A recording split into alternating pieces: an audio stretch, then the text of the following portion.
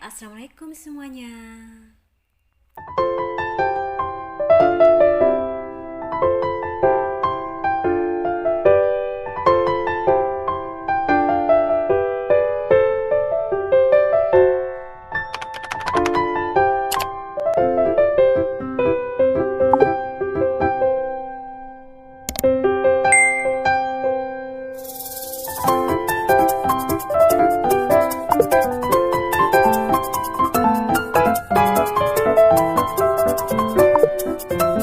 Halo adik-adik, ketemu lagi dengan saya. Nah, kali ini kita akan membahas tema 3, subtema 1, pembelajaran 1. Dengan pemetaan kompetensi dasar Bahasa Indonesia 3.2, IPS 3.2, dan IPA 3.4. Dengan tujuan pembelajaran 1. Dengan membaca, siswa mampu menyebutkan informasi penting dari teks eksplanasi yang dibaca tentang penemu yang mengubah dunia dengan mandiri.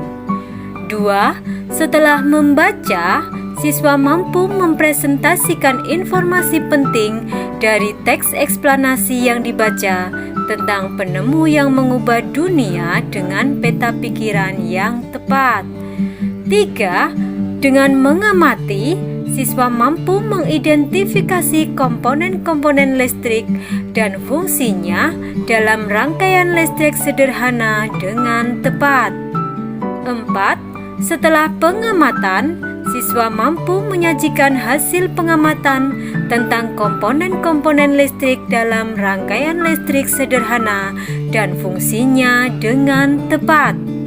5. Dengan mengamati dan melakukan wawancara, siswa mampu mengidentifikasi perubahan sosial budaya dalam kehidupan masyarakat atas ditemukannya listrik dengan tepat. 6. Dengan mengamati dan melakukan wawancara, siswa mampu melaporkan perubahan sosial budaya masyarakat dengan ditemukannya listrik dalam bentuk peta pikiran dengan sistematis.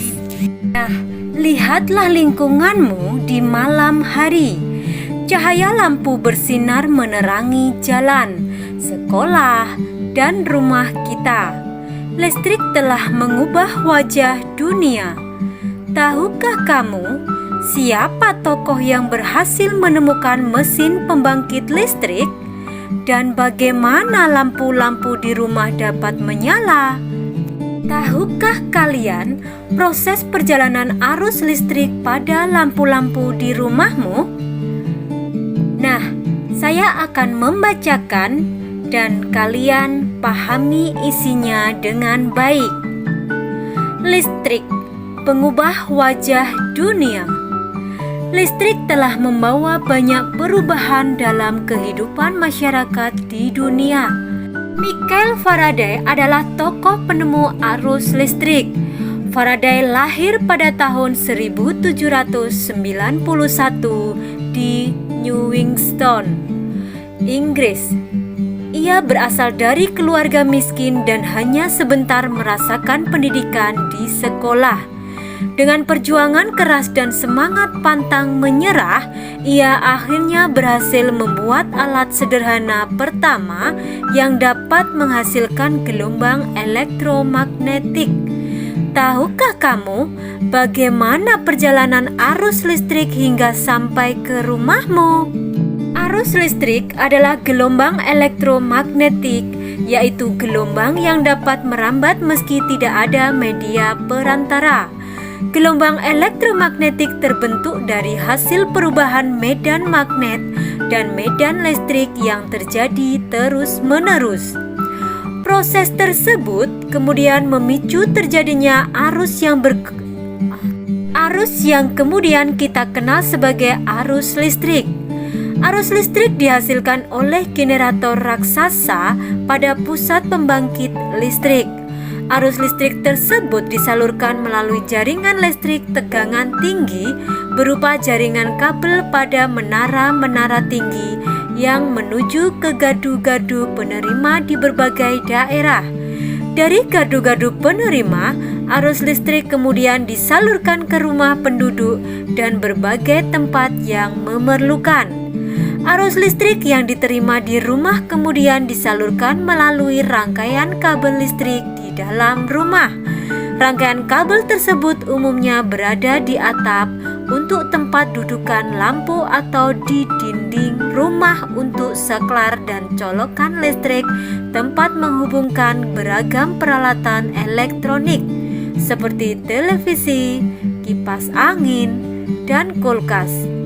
Rangkaian listrik di dalam rumah dapat berupa rangkaian seri atau rangkaian paralel.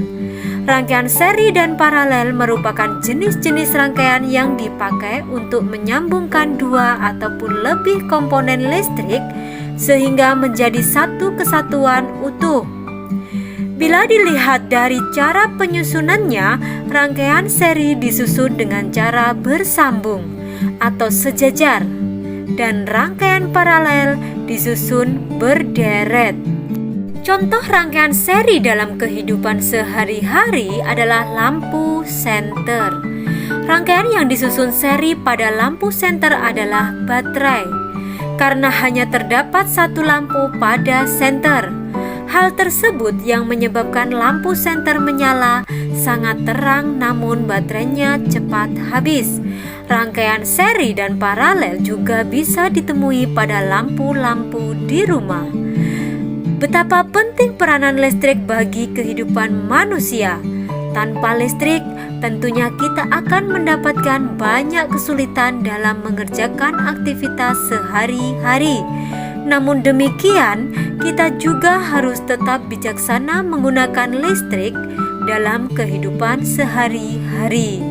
Nah, adik-adik, teks tersebut tadi terdiri atas 5 paragraf. Saya akan menjawab pertanyaan berdasarkan paragraf pada teks tersebut. Oke, untuk yang pertama, paragraf pertama, apa topik masalah yang akan disampaikan oleh penulis? Jawabnya, topik masalah yang akan disampaikan penulis adalah alat yang dapat menghasilkan gelombang elektromagnetik. Kemudian paragraf kedua, apa yang kamu ketahui tentang arus listrik? Jawabnya, arus listrik adalah gelombang elektromagnetik, yaitu gelombang yang dapat merambat meski tidak ada media perantara.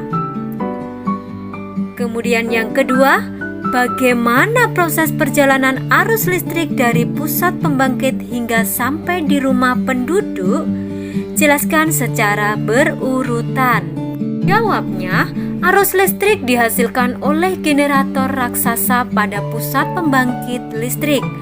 Arus listrik tersebut disalurkan melalui jaringan listrik tegangan tinggi berupa jaringan kabel pada menara-menara tinggi yang menuju ke gardu-gardu penerima di berbagai daerah. Dari gardu-gardu penerima, arus listrik kemudian disalurkan ke rumah penduduk dan berbagai tempat yang memerlukan.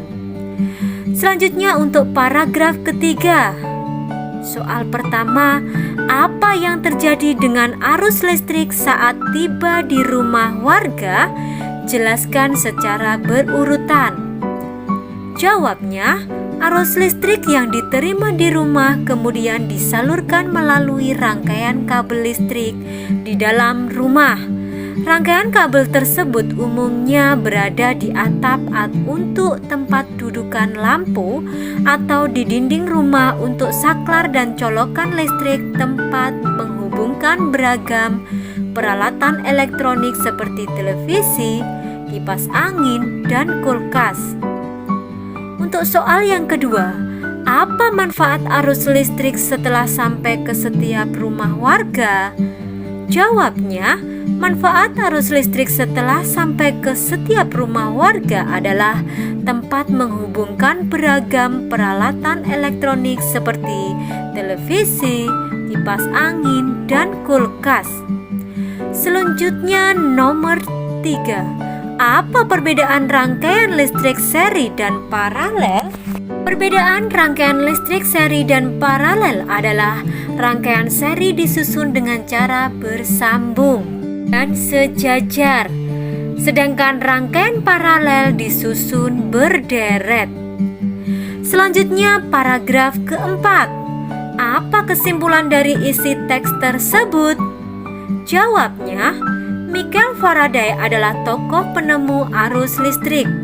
Arus listrik adalah gelombang elektromagnetik, yaitu gelombang yang dapat merambat meski tidak ada media perantara. Arus listrik dihasilkan oleh generator raksasa pada pusat pembangkit listrik.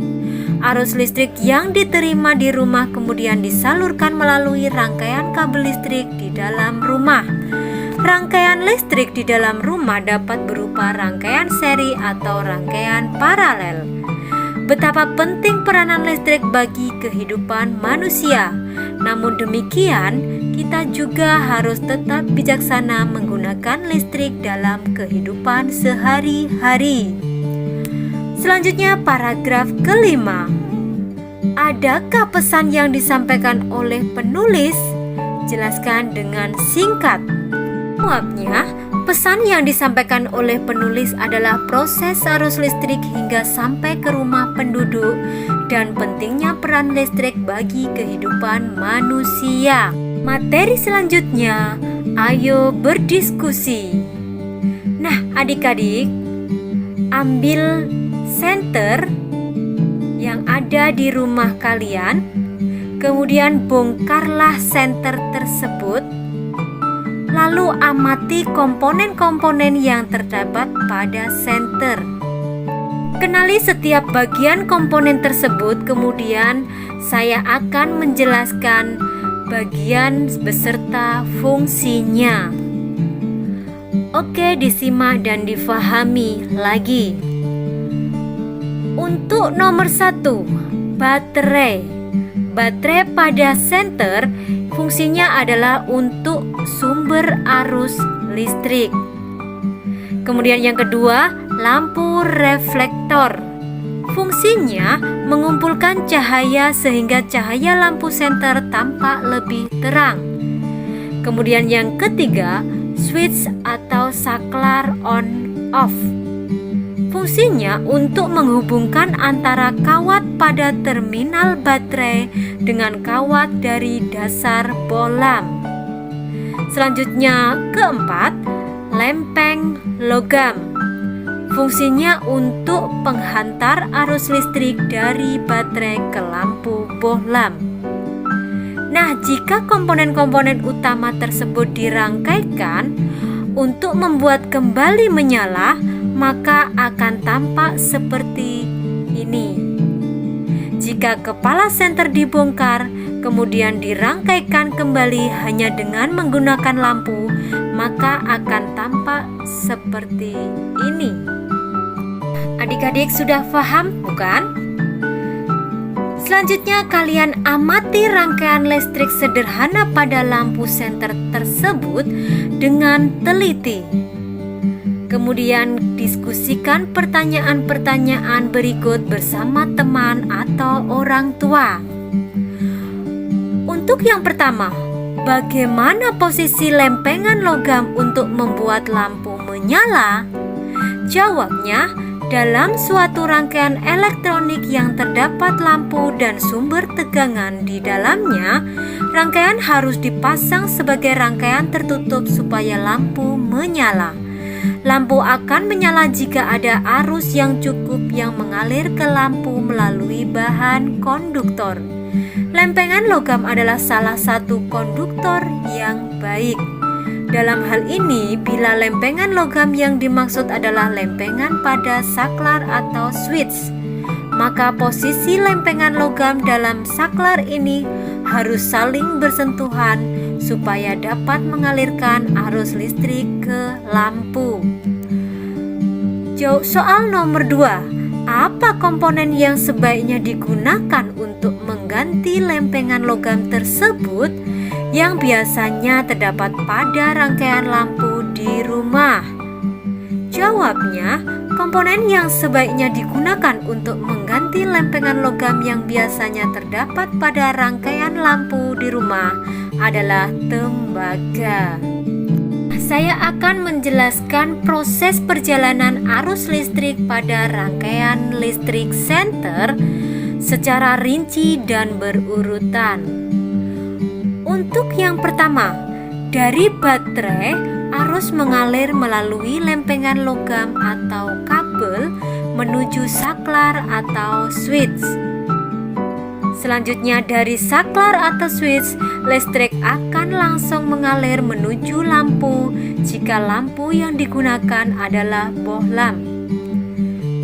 Selanjutnya atau menuju resistor kemudian menuju ke lampu jika lampu yang digunakan pada senter adalah LED. Selanjutnya dari lampu, listrik akan kembali mengalir ke baterai. Materi selanjutnya, ayo mengamati. Perhatikan bola lampu yang terdapat di dalam kelas dan menyalakan lampu tersebut. Perbedaan antara masa sebelum ada listrik dan setelah ada listrik. Sebelum ditemukan listrik, dulu menyetrika baju menggunakan setrika arang. Kemudian komunikasi hanya dilakukan secara tatap muka di satu wilayah saja. Yang ketiga, masyarakat hanya bekerja di siang hari. Yang keempat, belajar penerangannya menggunakan lampu minyak. Kemudian yang kelima, kegiatan pentas seni tradisional dan sejenisnya hanya dilakukan di siang hari. Selanjutnya setelah ditemukan listrik atau masa sekarang, yang pertama menyetrika baju menggunakan setrika listrik. Yang kedua bisa melakukan komunikasi jarak jauh. Akses informasi semakin tinggi. Kemudian yang ketiga, kegiatan bekerja bisa dilakukan di malam hari. 4. Belajar lebih nyaman dengan adanya lampu listrik. 5. Kegiatan pentas seni tradisional dan sejenisnya bisa dan banyak dilakukan di malam hari. Nah, tugas kalian adalah kamu akan mencoba membuat rangkaian listrik sederhana seperti pada senter.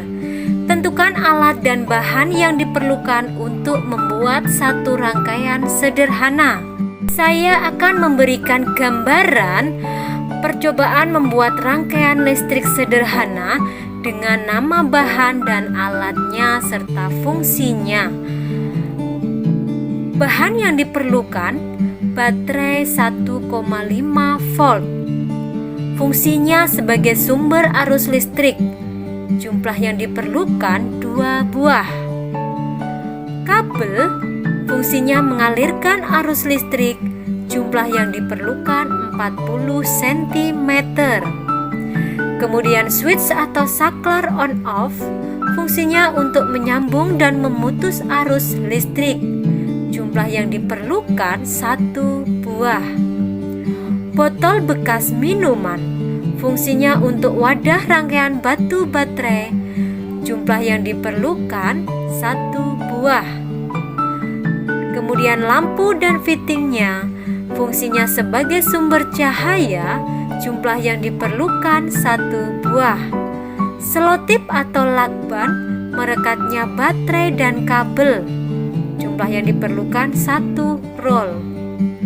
Selanjutnya alat yang digunakan. Gunting, fungsinya memotong kabel.